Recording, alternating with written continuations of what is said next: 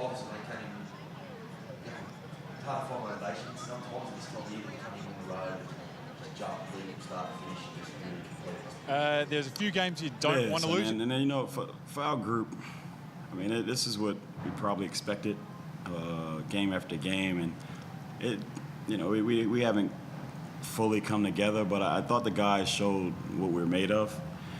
One of the goals was just trying to make sure we kept the team, and then it was funny in the locker room. I put 100. Can we just keep a team under 100 points this game?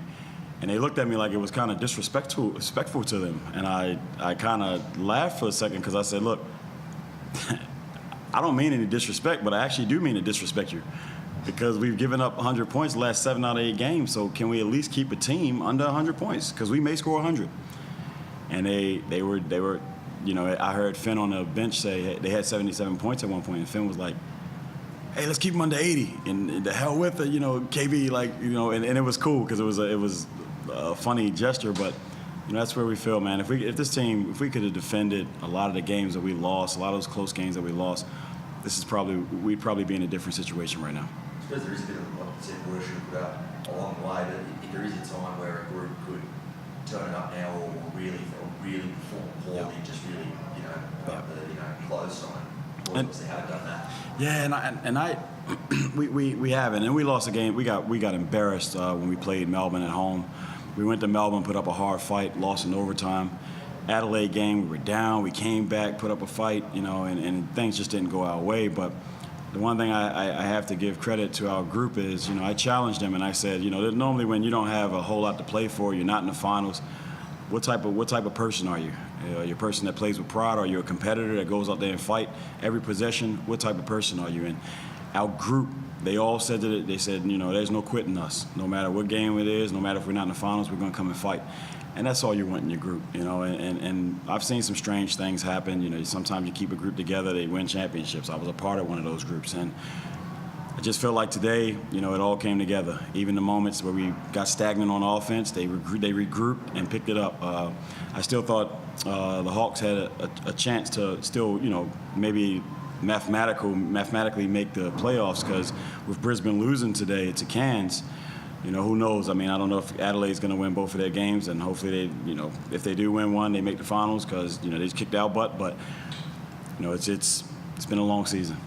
Sean played Form 2, and he's obviously right there in the discussion, the process early on, adjusting to the league and physicality and that sort of stuff. But then where he is now, you think you have to be right in that MVP conversation.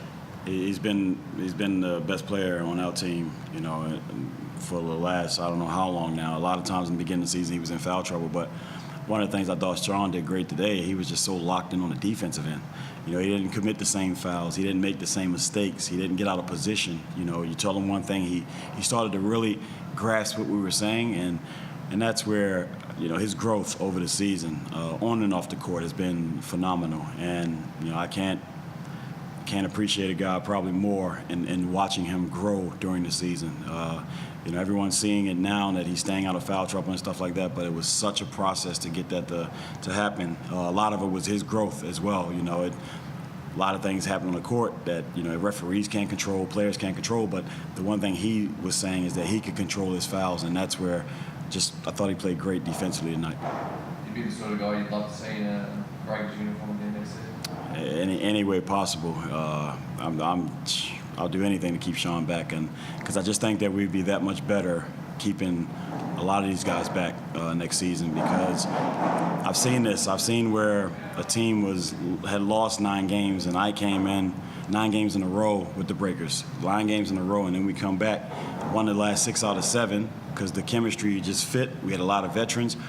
But I see the same thing with this group right here. Who knows? It's just one win for us, but we're going to approach the next 2 games the same way. But when I look at it and I think about it, I'm saying, who knows, if you keep this group together, maybe we start a lot better than we did this year.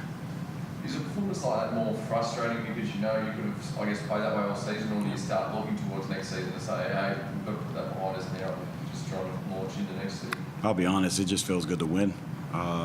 Our last 7 days have been pretty tough. Losing to Adelaide, getting knocked out of the playoffs, losing to Melbourne both games, and the one I was talking about getting embarrassed at home, like that was actually heartbreaking.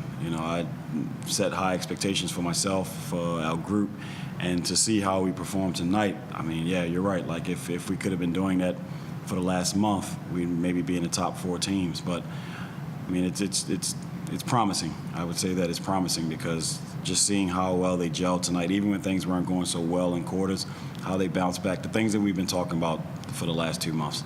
You finally saw it tonight. Cheers. Thanks.